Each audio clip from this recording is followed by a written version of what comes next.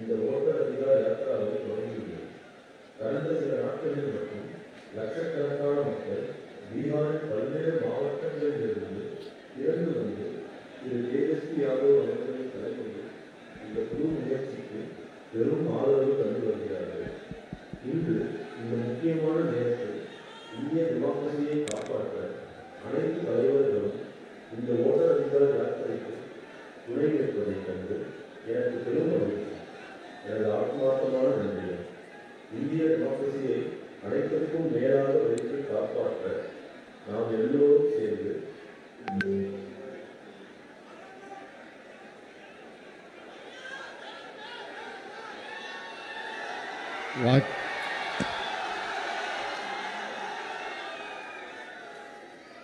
வாக்காளர் அதிகார யாத்திரை நடத்தக்கூடிய மை டியர் பிரதர் ராஜீவ்காந்தி அவர்களே, இந்த மண்ணினுடைய மைந்தர் தேஜஸ்வி யாதவ் அவர்களே, என்னுடைய அன்பு தங்கை கனிமொழி எம்பி அவர்களே, காங்கிரஸ் கட்சியினுடைய முன்னோடிகளில் ஒருவர் வேணுகோபால் உள்ளிட்ட பீகாரினுடைய இந்திய கூட்டணி கட்சியினுடைய தலைவர்களே, உங்கள் அனைவருக்கும் என்னுடைய அன்பான வணக்கம்.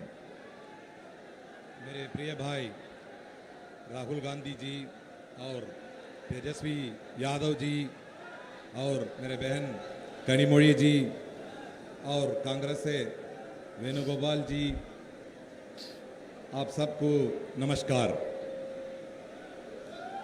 உங்களை எல்லாம் பார்ப்பதற்காகத்தான்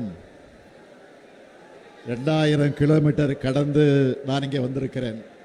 आप सबको देखने के लिए मैं 2000 किलोमीटर पार करके आया हूं.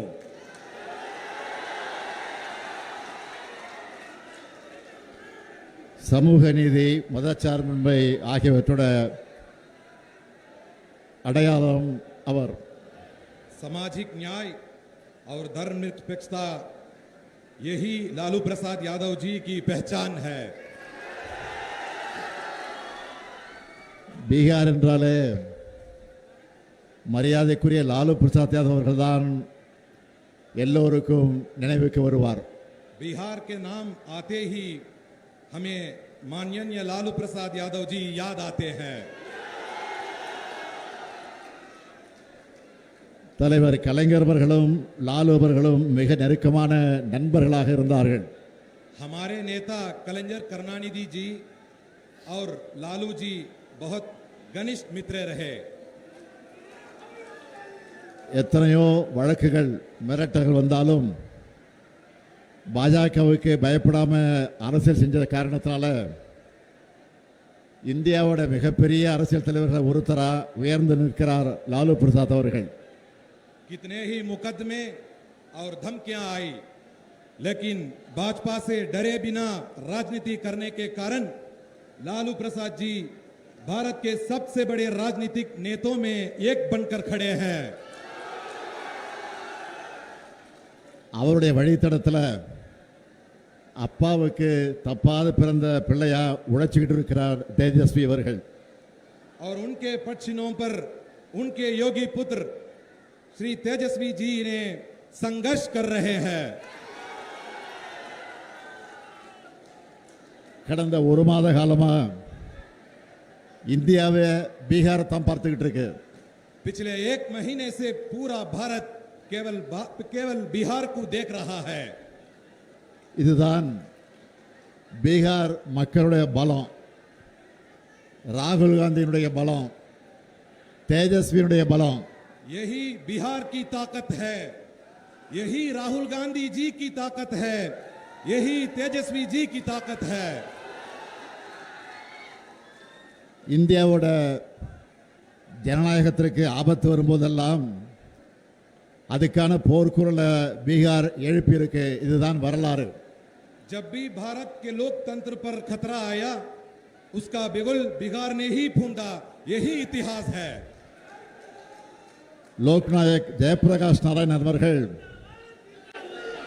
ஜனநாயகத்தின் குரலை சோசலிசத்தின் குரலை எதிரொலித்தார். அதுக்காகத்தான் மக்கள் சக்தியை அவர் திரட்டினார். लोकनायक जयप्रकाश नारायण ने लोकतंत्र की आवाज, समाजवाद की आवाज गुंजाई और जनता की शक्ति को संगठित किया.